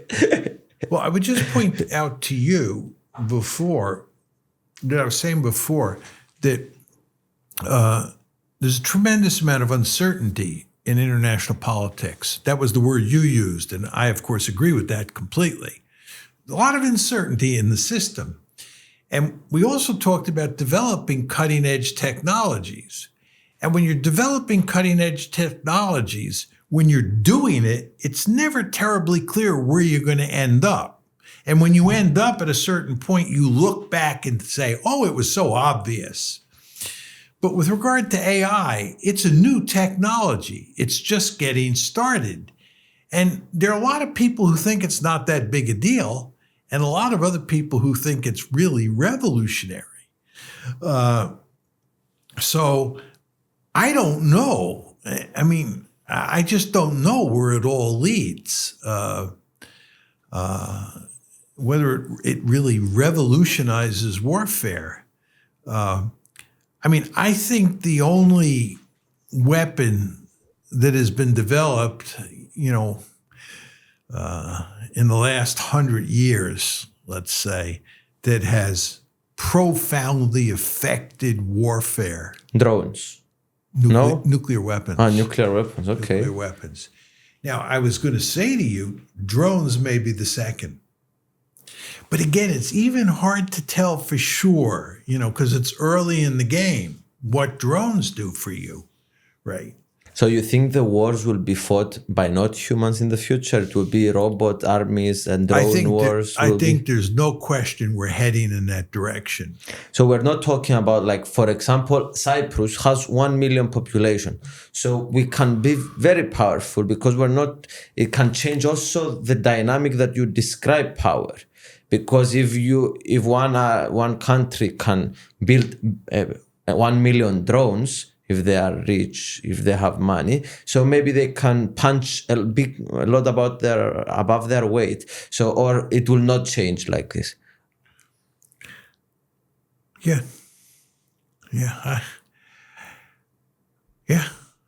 Okay. I see you're a bit tired. So, yeah. So, well, as you know, I was on an airplane. I just flew across the Atlantic. No, I was actually thinking. I was thinking, the reason I closed my eyes, I was thinking about Taiwan, just to your question about drones. And I don't have a good answer here. But it seems to me, I've long argued that I don't think in the foreseeable future, let me put it differently, in the immediate future, that China will launch an invasion across the Taiwan Straits and attack Taiwan, because it would involve an amphibious operation, and amphibious operations are wickedly difficult. But I think that you could make a case that in the age of drones, it's even harder. Can you imagine? If you're coming across the Taiwan Strait, you're on top of the water. It's like, let's make believe you're Taiwan and I'm China and I'm coming to get you. This is the Taiwan Strait. It's a body of water. I have to come across that body of water. And if you're the Taiwanese, supported by the Americans, the Japanese, and the Australians, let's just say those are the three countries that come to Taiwan's rescue, and you launch a gazillion drones. And this is what you have on the Russian-Ukraine front, right? I mean, you just read the accounts of what it looks like down on the ground. If you're an infantryman down on the ground, the sky is just filled with drones. And you could imagine a situation where I'm trying to come at you across the Taiwan Strait and there are drones up there, and you would wreak havoc on my attacking forces. And then, if, again, you follow the Ukraine war, there are underwater drones as well. So there could be lots of underwater drones, lots of drones up in the air, and then submarines, and Chinese just can't get across, right? So it's possible with drones. Yes. But it is difficult. You are saying, you are saying that it's easier, it will be easier for China to go to Taiwan? No, harder. Because they have the ocean. It's very difficult operation. They have the Taiwan Straits, which is, it's not ocean, it's ocean water, let's put it that. Yeah. It's a significant body of water to get across. There's no question about that. So, my question was, are this power game that you describe is money and army will change with the technological advancement? Because it's like, then when we put its technology, it will be only technology that will determine the power of countries. So maybe a country like Israel can become a very big power because they have very unique technology. I don't think so. You don't think so? I think you need manpower. And also, population size affects overall wealth. Let's just take a country like Switzerland. Switzerland's per capita GNP is very high. Yes. It's up in the same league as the United States. For all I know, it may be even higher than the United States. I don't know the numbers. But the per capita GNP of Switzerland is truly impressive, for sure. But its overall GNP is not anywhere near the size of the U.S.'s GNP or GDP. Because of the population. Yeah, because of the population. And that's the problem that a country like Israel or Belgium or Holland faces. They just don't have enough people. It's those countries that have huge populations that then develop their economies. And again, if we could just sort of talk about a couple cases. Remember what I said about Indonesia. Indonesia is the fourth largest country in the world population-wise. And if the president is successful at growing its economy, it could become a really formidable, great power in Europe. That's one. Remember the in Europe? in East Asia. East Asia. Soviet Union. Remember the Soviet Union? Why did the Soviet Union collapse? It was economics, right? The Soviet economy began to slow down. The first signs were in the early 60s. By the mid-60s, there was lots of evidence there were real problems, structural problems in the Soviet economy that couldn't be fixed. And the economy just continued to slow down.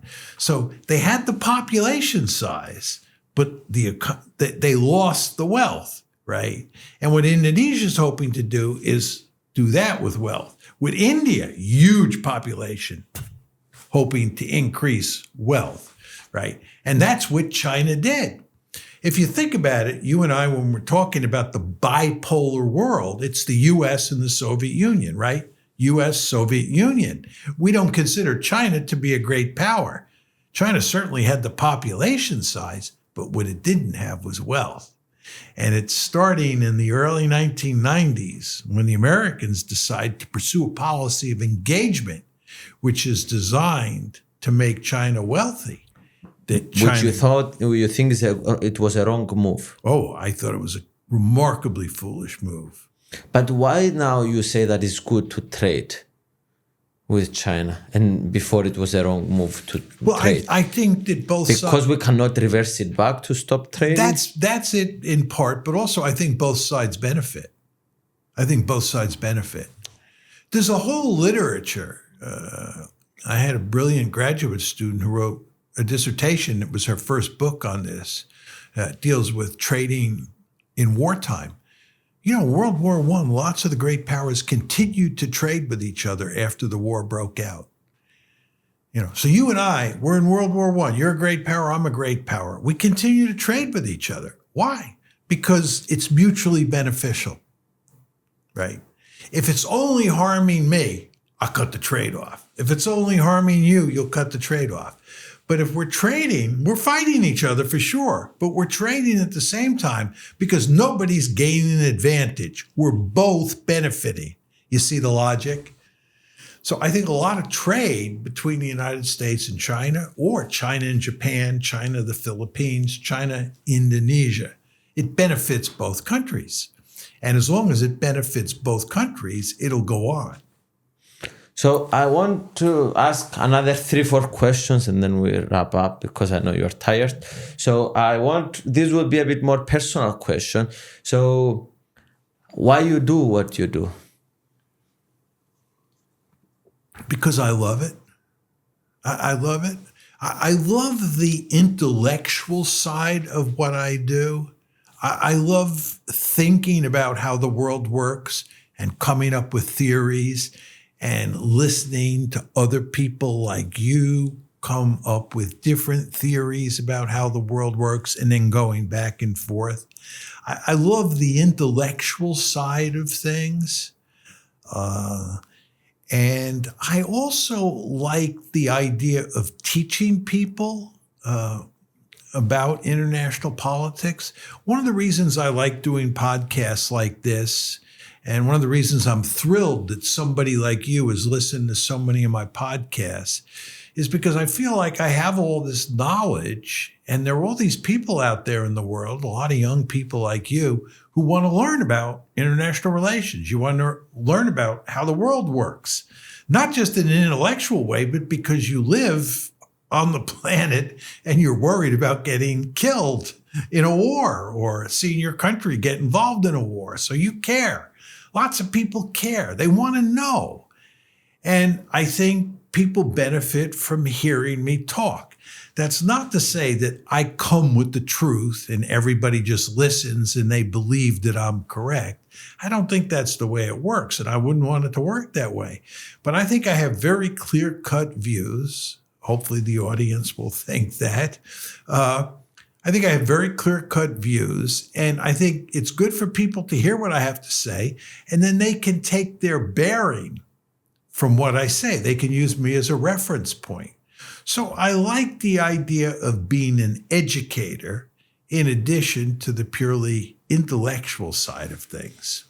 Do you understand the consequences of your education of this that happen in the world? Like probably a lot of world leaders are listening, or like, do you understand the consequences or not?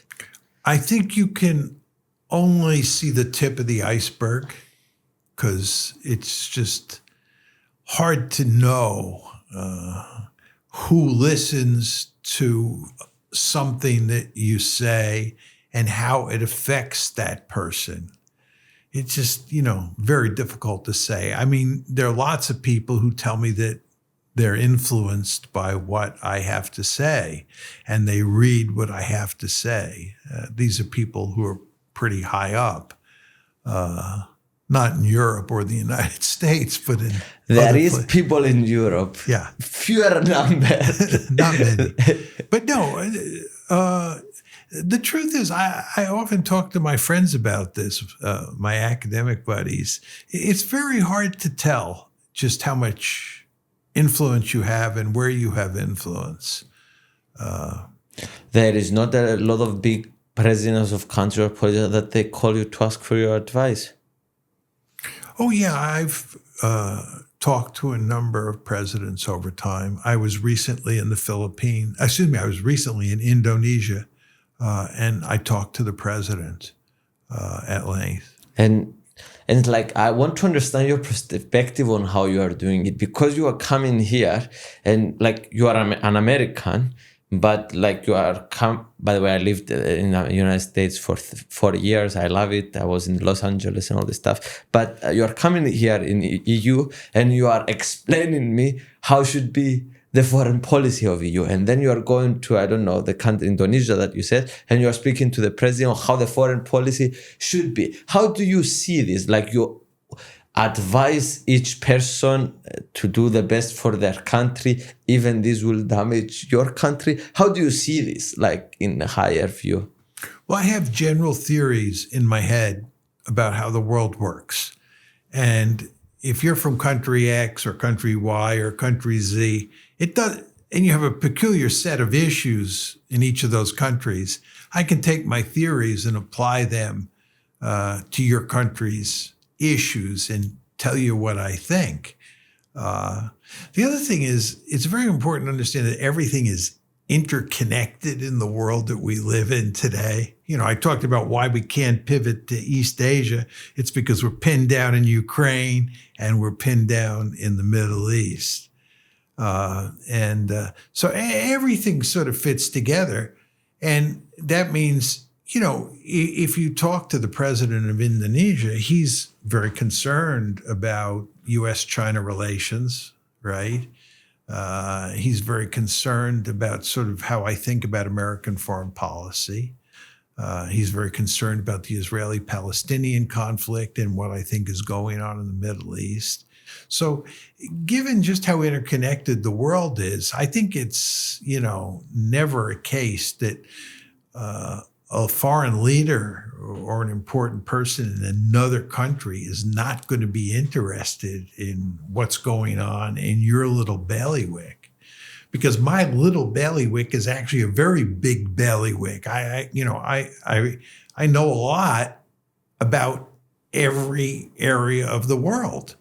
I'm not an expert, and if you put me up against, let's say, an expert on Europe, somebody who devotes his or her life to studying European politics, that person would know more than me.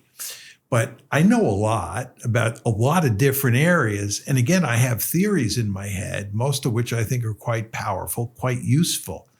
And I think that makes me an effective interlocutor, or an effective, I don't know how to put it, consultant or whatever, so that if somebody, is a high up level and high up figure in a particular government, that person would benefit from talking to me and talking to other people as well. Again, I don't want to leave anybody with the impression that I think I have truth, but But I think I know the issues well, and I'm also a straight shooter, right? I always tell people exactly what I think. I don't pull my punches. If the Chancellor of Germany calls me up, don't worry, this won't happen. But if the Chancellor, hopefully in the future, if the Chancellor of Germany calls me up and says, "What should I do with regard to Russia?" I would tell him in no uncertain terms he should do a 180-degree turn, fundamentally change his policy. And to be honest, I think people like the fact that I'm a straight shooter, right? That I'm not. That's why you are so popular Thank you. Online, because of this direct and honest. I do believe that I'm very straightforward, very honest, and again, that's not to say that I'm right, because I'm sad to say I have been wrong one or two times in my life. One or two times only? I'm joking. I wish it was only one or two times. So. Now, summarizing, this gives you a lot of energy to continue in this age. You are not doing this because you want to get paid. You are doing this because you love it, and it gives you energy to wake up in the morning and talk about politics like this. Yeah. As my mother used to say, you want to do something in your life that gets you out of bed in the morning with a bounce in your step. That was her words. And I think that I have found that, or I found it a long time ago. When I first went to graduate school, I was just enamored with the whole enterprise. And you did from the beginning this foreign politics? Yeah. So you understood it, that you are interested from the beginning? Yes, when you were young. I did. I actually, as an undergraduate, in my junior year. And because you are old, you followed all the years, and that gave you so much experience on this, and that's why you have so unique things, because you started so young, following and paying attention to this stuff. Yeah, it's because I started so young and I am so old. to quote you. Yeah, I do think there's a lot of truth in that. And I've spent a lot of time thinking about these issues, number one. And number two, I've lived through, quite profound changes. We were talking before about the fact that we went from bipolarity to unipolarity to multipolarity. I was born in December 1947. That's when the Cold War was just starting. So I was there basically for the whole Cold War. And then came unipolarity. And now we're in a multipolar world. And just to highlight how profound these changes have been, before 1945, the European state system, was only multipolar. There's no unipolarity, in my opinion, no bipolarity. You have to go back, maybe to the Greeks or the Romans or something like that. But in terms of, the European state system, if you're talking about dynastic states or nation states, it was multipolar. I'd say that states began to first appear in Europe in early 1500s. And dynastic states got more or less locked in with the Treaty of Westphalia in 1648. So if you want to go to the early 1500s, 1648, whatever, and ramp forward to 1945, that's a lot of time. Let's say 1500 to 1945, 445 years, right? With all these theories, you went multipolar. So you went more back. You went since the 2,000 years ago to study for these theories, or you came that you are presenting, or this is on the 500 years? Yeah, I think pretty much the 500. 500 years. We all read Thucydides, but he was not that influential, I think, in my day. I think it's going back to 1648, from 1648 up to, whatever year. And but I loved studying the history. It was fascinating. And I love the theories too, just the different theories that explain different aspects of international politics. And the idea that there's rival theories out there, just there is a lot of theories. There are a lot of theories. A lot of theories. Yeah. So, second to last question. We are here in the European Parliament. What is your advice for the European Parliament or for the European in general? What we should be better at? Well, as I said before, my only advice would be, I think it's in Europe's interest to end the Ukraine war and do everything they can. Europeans should do everything they can to improve relations with Russia.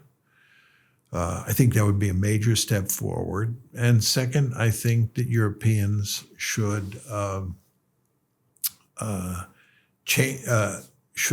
trade with China, but don't trade sophisticated technologies, because that gets to my third piece of advice, which is to do everything you can to have good relations with the United States so that the United States stays in Europe. NATO remains intact, and the American pacifier remains here. I think it's a tough task, especially with Donald Trump as president, because he does not like the European elites. But I think it's possible that could work out. But those would be my three main recommendations. Okay.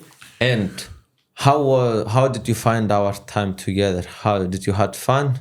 Fascinating. I was not. I did not fall asleep. I once or twice closed my eyes, but I was mainly thinking.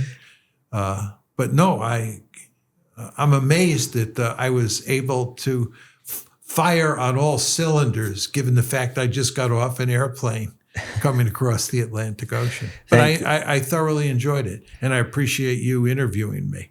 And the last question is, let's hypothetically say that you are going to die in 30 seconds. What you want your last words to be in this planet? Theory is God. Theory is God. Yes. It's very important to understand that having good theories helps you understand the world and make smart policies. Most policymakers think that theory is something for academics. That's a fundamental mistake. You need theories to think about the world. Theory is God. Thank you. Those are my last three words. Thank you guys for watching until the end. We love you.